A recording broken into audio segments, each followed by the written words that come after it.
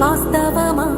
ఇన్నాళ్ళ గాయాలు మాయమమ్మా, అచ్చంగా ఈ రోజు నాదేనమ్మా. కన్న ప్రాణాలు ఉల్లాస తోరణమాయేనమ్మా. తమ్మా, ఎలా ఉన్నావురా? అమ్మ ఎలా ఉన్నది? బాబు, వదిన ఎలా ఉన్నారు? నాన్న, అమ్మ ఎలా ఉన్నారు? తాతయ్య, అమ్మమ్మ, బాబాయిలు, పిన్నిలు ఎలా ఉన్నారు? మామయ్యలు, అత్తయ్యలు ఎలా ఉన్నారు? అందరూ బాగున్నారా?